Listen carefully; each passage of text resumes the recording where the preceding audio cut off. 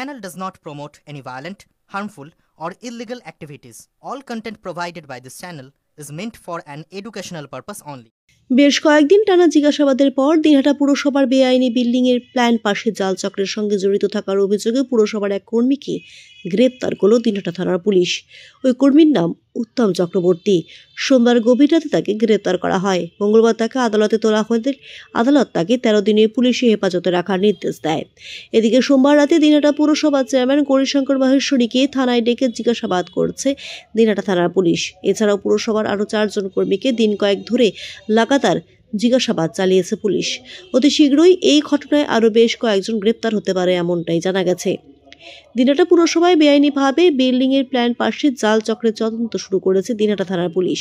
ইতিমধ্যেই পুরসভার 5 জন কর্মী উত্তম চক্রবর্তী, বন্ধন বর্মন, সৌভিক দাস, জগদীশ সেন, হরি বর্মন ছাড়াও পুরসভার বিদায়ী চেয়ারম্যান গৌরীশঙ্কর মাহেশ্বরীকে জিজ্ঞাসাবাদ করছে পুলিশ।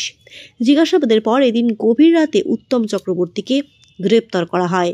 মঙ্গলবার তাকে দিনহাটা আদালতে তোলা হলে বিচারক তাকে 13 দিনের পুলিশ হেফাজতে রাখার নির্দেশ দেন। পুলিশ উত্তম চক্রবর্তীকে নিজেদের হেফাজতে নিয়ে তদন্তকে আরও এগিয়ে নিয়ে যাওয়ার পথে হাঁটতে শুরু করেছে। এদিকে পুরসভা সূত্রে জানা গিয়েছে, মঙ্গলবার দিনহাটা পুরসভায় আরও নতুন করে 6 জন ব্যক্তি অভিযোগ জমা দিয়েছেন। তাদের বিল্ডিং এর প্ল্যান পাশের ভুয়ো রসিদ দিয়ে টাকা নেওয়া হয়েছে এমনটাই অভিযোগ। এই নিয়ে মোট 10 জনের অভিযোগ জমা পড়ল। পুরসভার এক্সিকিউটিভ অফিসার অলোক কুমার সেন জানিয়েছেন, দিনহাটা পুরসভা 2 নম্বর ওয়ার্ডের এক ব্যক্তির কাছ থেকে প্রথম অভিযোগ আসে। বিষয়টি পুলিশকে তদন্ত করার জন্য লিখিতভাবে জানানো হয়েছিল। পুলিশ তদন্ত শুরু করে। একে একে এই অভিযোগের সংখ্যা বেড়ে চলে। 24 তারিখে দিনহাটা মিউনিসিপ্যালিটির চেয়ারম্যানের কাছে সুজয় সাহা নামে একজন, যার বাড়ি বার্নিংঘাট রোড, ওয়ার্ড নাম্বার 2, তিনি একটি লিখিত অভিযোগ করেন যে তিনি 31/12/2021 তারিখে উত্তম বাবুর সাথে তার পরিচয় হয়েছিল এবং সেই ভিত্তিতে তাকে 77,500 টাকা তিনি দিয়েছিলেন একটি প্ল্যান বানানোর জন্য। এবং উত্তম বাবু সব কিছু করে টোরে প্ল্যান রেডি করে তাকে 65,230 টাকা সেই সময় একটি মানি রিসিপ্ট দেন। এবং সেই মানি রিসিপ্টের নাম্বারটা ছিল 3324 এবং ডেটেড ছিল 31/12/2021।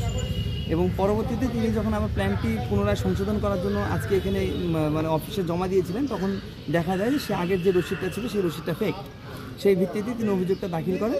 অভিযোগের ভিত্তিতে পৌরসভা তদন্ত শুরু করে এবং গত 24/12/2024 তারিখে অলোক কুমার সেন দিনহাটা পৌরসভার প্যাডে একটি লিখিত অভিযোগ দিনহাটা থানায় দাখিল করেন।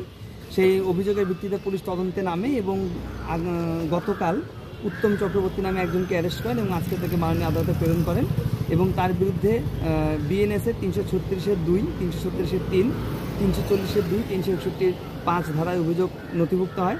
এবং মাননীয় আদালতে আজকে প্রেরণ করলে পুলিশ তার কাছে 14 দিনের রিমান্ড চান। তা মাননীয় আদালত সমস্ত বিচার বিবেচনা করে তার 13 দিনের রিমান্ডের আদেশ মঞ্জুর করেন এবং তাকে 13 দিনের জন্য পুলিশি রিমান্ডে পাঠান।